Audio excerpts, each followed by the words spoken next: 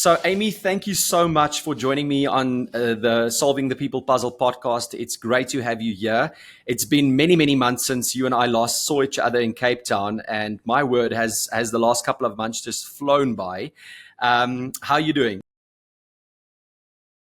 I think you're absolutely right. The last few months have flown by, and I think it's going to be year end before we know it. I'm doing well, Absolutely. though. Lots going on, lots of energy, lots of passion, and excited about this conversation. Absolutely. Same here, Amy. And before we jump into it, we always start by just giving a bit of an intro. So, I mean, you've been in the space of human resources for many, many years, started as an intern, then moved your way up in Barclays Bank, and then you were working for Swiss RE and now the Competitive Capabilities International. If you could just maybe give us, the audience, a quick overview of your story. And I know when we were together in Cape Town, you made this one liner of how many countries you've worked in. There's obviously the Irish accent as well. So, yeah, just a bit of an overview. Yeah, I sometimes call myself an international woman of mystery. So I've lived and worked in Ireland, the UK, Spain, um, the US, New York, and now South Africa. And I've generally worked for big FTSE 100 companies. So my main start was with Barclays. They employed about 150,000 people globally. I went to Swiss Re, they're a global reinsurance company. They employ about 15,000 people globally. That was a great size, really nice. It felt big and small at the same time. And now I work for Competitive Capabilities International. We're actually moving our headquarters from Cape Town to the US, but we're a global organization. We operate in 70 countries around the world. The history is in Cape Town, which is wonderful. And I lead the people and culture team here, but still get to be and operate internationally every day, which I absolutely. That is incredible. And I think right at the back end of that, two questions. One, which city or country in terms of your history are you enjoying the most? And then two, the jump between the sizes. Like, is it same? Is it different? I guess it's different. I'd love to hear just a quick perspective on that. Yeah. So I'm going to say Cape Town. Um, Maybe that works best with the audience, but I actually think you like different cities depending on your stage of life. So living in Switzerland Mm, at my stage of life was amazing. I was in my mid 20s living in Manhattan. How incredible is that in New York City? But, I have a family now. Cape Town has such a good quality of life in terms of the outdoors lifestyle. So I think different cities suit your phase of life. London's amazing for a period of time, but I'm gonna go with Cape Town now. And then in terms of in terms of the different sizes, there is a big difference. And actually, from a recruitment perspective, we often ask ourselves the question when we're hiring people at CCI, will they make it in a smaller company? So we call ourselves a 35-year-old startup, whatever you want to nice. make of that. But Nice. we've been around for a long time, but it feels like a startup still, unfortunately, with some legacy processes and things that people need to navigate through. But I think when you're in a much smaller company, it's all hands on deck. Yeah. And your role is less defined. And actually, that suits some people and that actually horrifies other people. And I think sometimes the culture can spit out people who want things very well defined and like to live in a box and like it to be really clear, this is where my role starts and ends, versus a more entrepreneurial person who sees the opportunity and can actually play out of their space.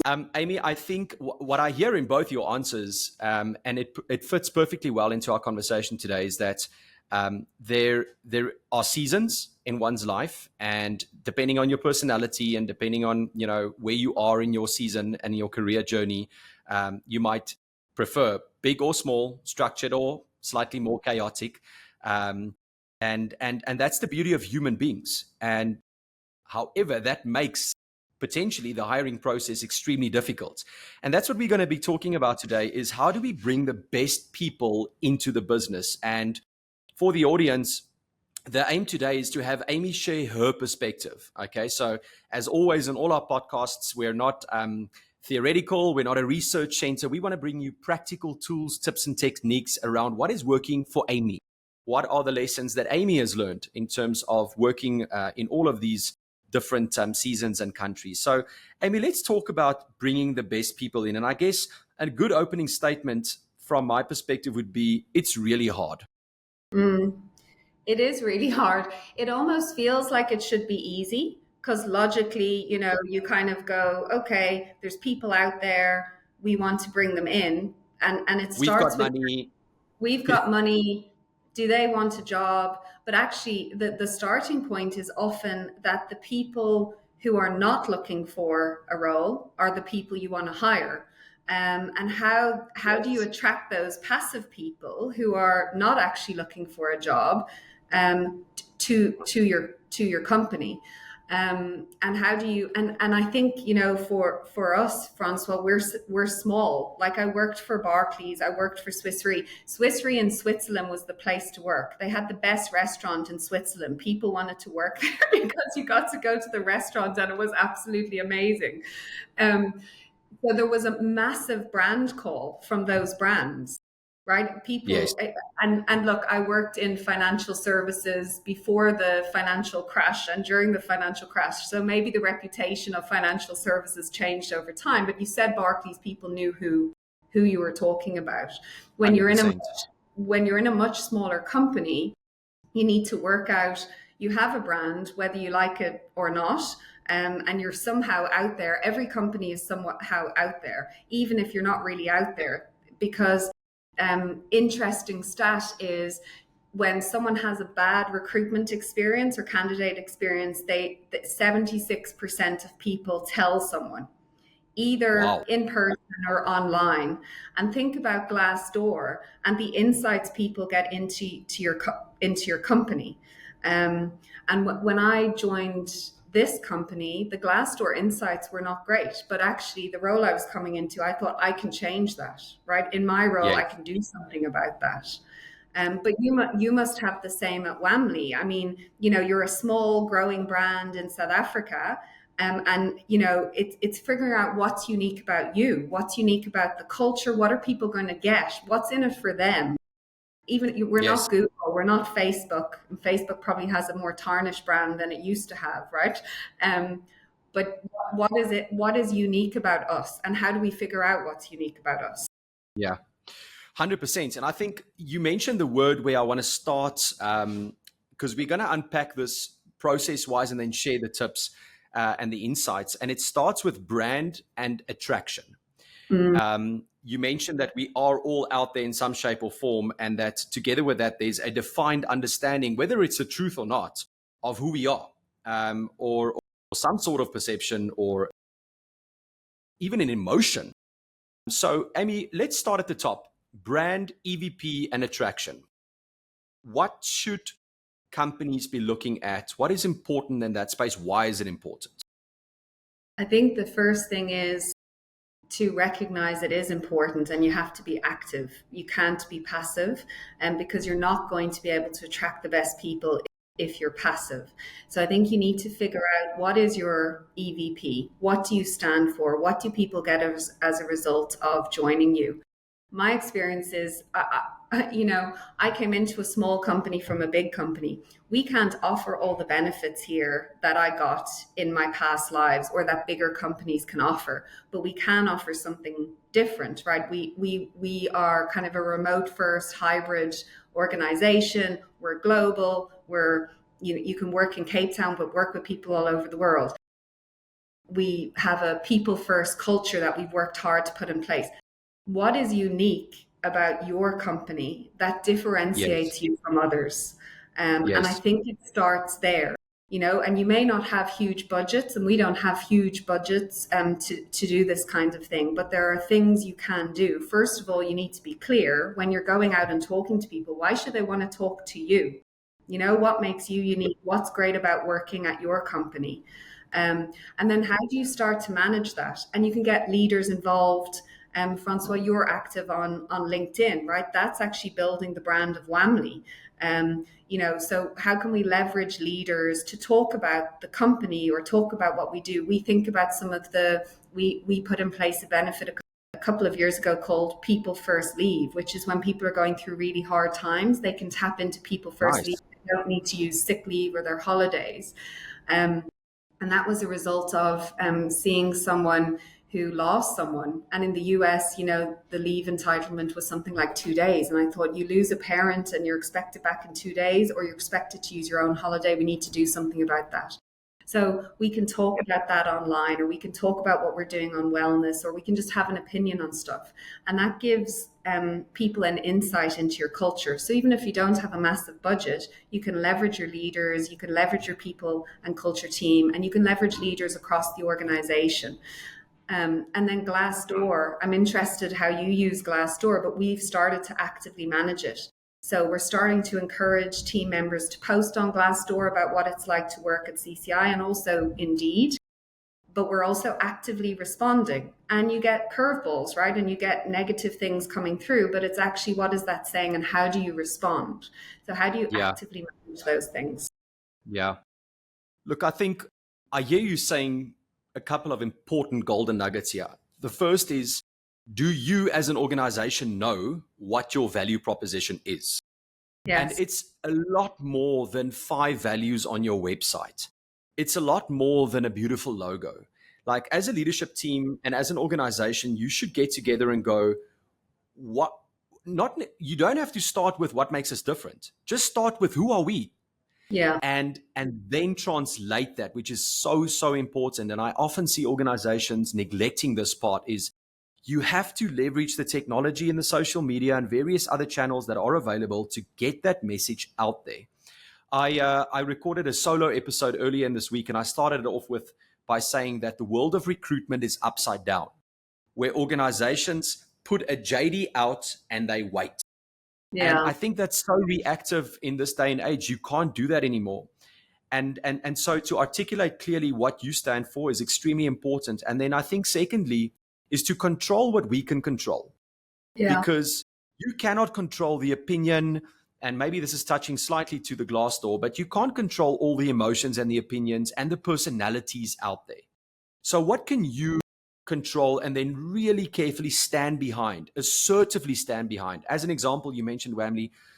We've got 24 days leave, of which 9 are compulsory in December, and they don't come off your annual leave. And again, that was us thinking about how hard our employees work and what else than money can attract people. Yeah. Now, leave is leave, but it can go deeper in terms of, we really want you to rest. And Yeah. so over December, there's 9 days as a gift. Please go and rest. And those are small things. People often think, okay, it's just a budget. No, the moment you pay someone more, they'll reach that new happiness level within 3 months and they'll be back where they were. And it's not the number one driver of engagement. So I love what you're saying around EVP and brand, Amy. I completely agree. But now we go to market, and we often Mm. then go to market with a job ad that is a spin-off from the job description. Yeah. Oh my word. JDs and CVs, the two most used documents globally that I think are the least ineffective, in my opinion. Yeah. What are your thoughts on how do I take the content of my hiring process to the market with my brand and my EVP? It's so interesting you say that. I read an interesting stat last week, which was the average candidate looks at a job description or a job ad for 14 seconds before deciding if they're going to apply or not. And I've gone on 1-4. before, but I mean, it goes to how distracted and how distracted we all Wow. are. So I guess they scan and go, "Oh, do I like that? Do I not like that?" Um, and you've seen, I mean, sometimes I go on LinkedIn and you see these posts and it's just like a clump of sentences all together and you actually don't know what is it saying and what does it actually want. And when, there is a war for talent out there, even in South Africa, where there's a high unemployment rate, there's 100%. actually less skilled people than we want there to be. So there's a war for those skilled people and you need to stand out. And I think there's a couple of things that I see that seem to be differentiating companies in the market. The first actually goes back to a point you were talking about earlier. Some really innovative companies are recording the manager or the CEO and pushing that out on LinkedIn search. So, for example, hey Francois, well, probably not personalized, but saying, hey, I'm Amy, we're looking for this kind of role. This is what it would look like, and using video. And it's quick, it's engaging, it's for a lot of people easier than reading long lists of text. And they're doing that in terms of active search, not just the passive search in terms of pushing it out there, but actively searching on LinkedIn. I know ASOS, and I don't know if that's a big brand in South Africa as seen on screen. It's like a clothing manufacturer, but they're doing some really cool things. So they actually, their job descriptions that they go out to market with are made for TikTok, LinkedIn, Instagram, and they're short videos covering a day in the life of. And really, and if you think about the target market, I mean, that's the other really interesting thing is that there are different target markets that wouldn't work for some of the consultants we're looking for because it's a different population, it's a different Yes. age category. But if you're looking for that kind of new generation, and we do in other parts of our organization, are we using the right channels? Are we using the channels that they're on? And are we doing things in an engaging way, like using video, for example? And then one other example, which may be helpful and very quickly, is just Red Bull. They lead with strengths, and they lead with the skills you need, not the experience you have, Yes. um, Yes. which I think Yes. is super interesting. I love that. I love all your examples. And I think the central theme here is attention. Yeah, The attention span of humans and the effect of social media and our scrolling, our thumbs is yeah, actually an enemy, but something that we can't ignore and we need to work with it. And so how do I grab someone's attention really quickly? And it's not static text. I'm sorry, it isn't. It's no, engaging, produced videos. You mentioned Red Bull. I'm in love with their Instagram channel because I never ever see a Red Bull can ever. I see flying planes, flying humans, ice skating, roller skating, snowboarding, crazy adventurous stuff. And what they're doing on a subconscious level is associating adventure, energy, drive, passion with the brand, and then yeah, trying to find people from a values and an energy level to connect and then go, I don't actually care what I'm going to do there. I want to be part of that. yeah, And that is phenomenal. And so I love what you're saying in terms of grab the attention, use multimedia, make sure it's engaging. But then I think your last comment is valid. It should be contextual to the job. Like it would be very difficult to advertise for a admin intern by making it extremely adventurous and exciting if because a day in the life is a good is a great idea to simulate what the job will be about, which is ultimately what hiring is about. And yeah, one should not oversell and overpromise, and then the intern starts, and it's like, okay, so where's the snowboard? So I guess contextually understanding how to grab attention to the target audience is the key thing here. Um, Amy, you and I briefly spoke about the power of referrals. It's one of mm, those things. It's one of those things that I guess it would be very hard to scale, but to this day, it remains incredibly relevant. What is yeah. your opinion on leveraging referrals?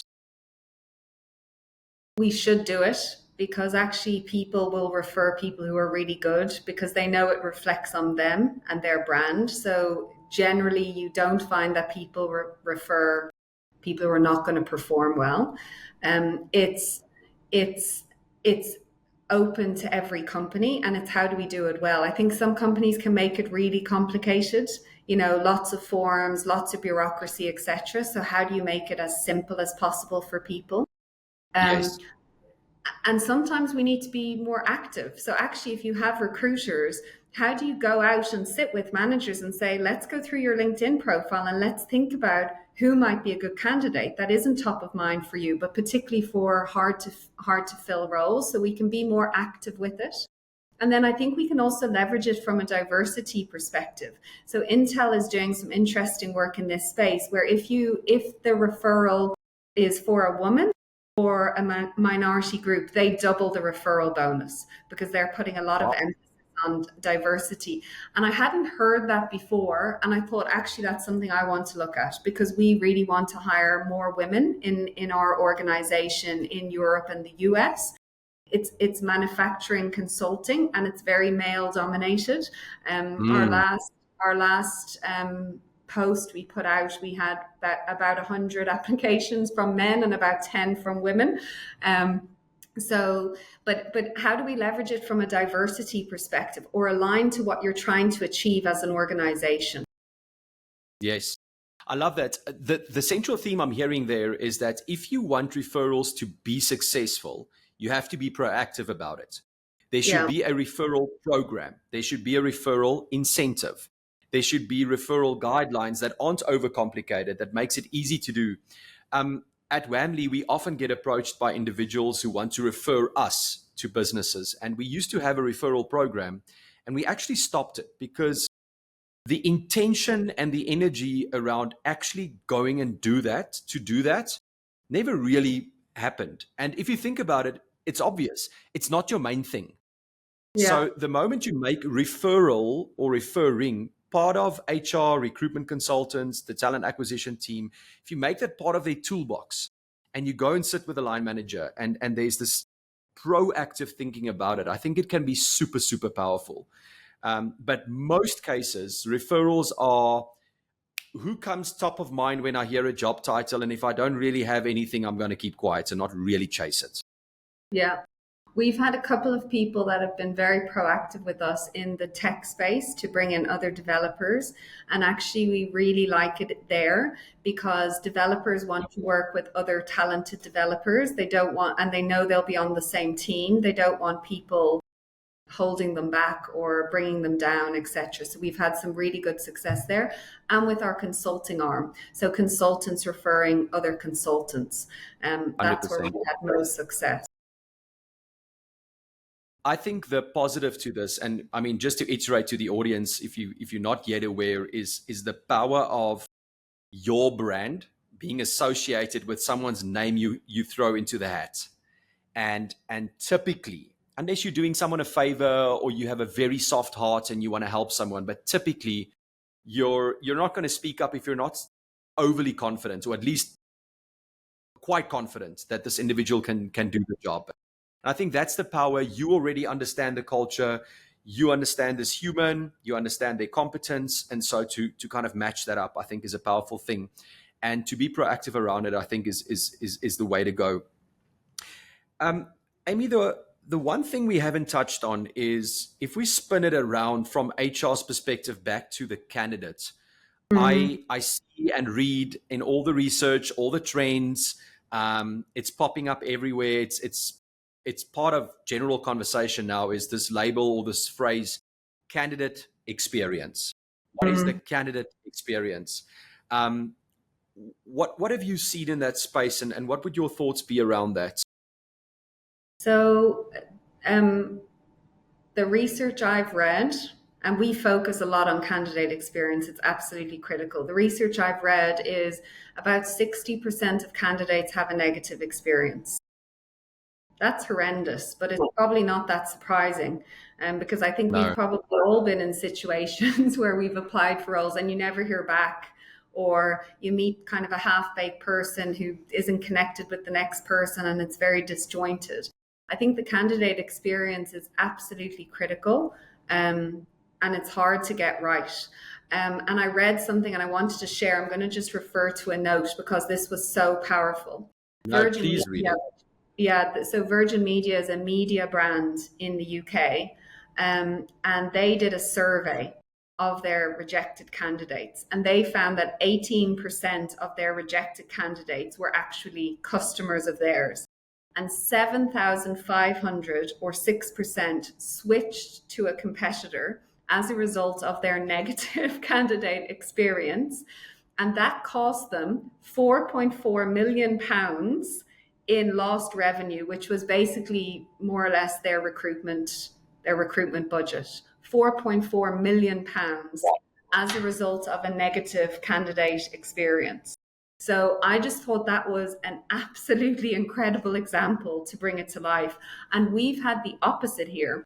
We rejected a candidate who had, and I'm proud to say, and this won't be for every candidate, but who had a really great experience, such that they believe they learned about our product and what we do as part of their journey with us and their interview process. And then they went into a permanent role with someone. They said, actually, you guys might be able to help me. Come. And you know, our products, it's a lot of money. What we sell for is can be millions of pounds in terms of a contract. So you just think the impact.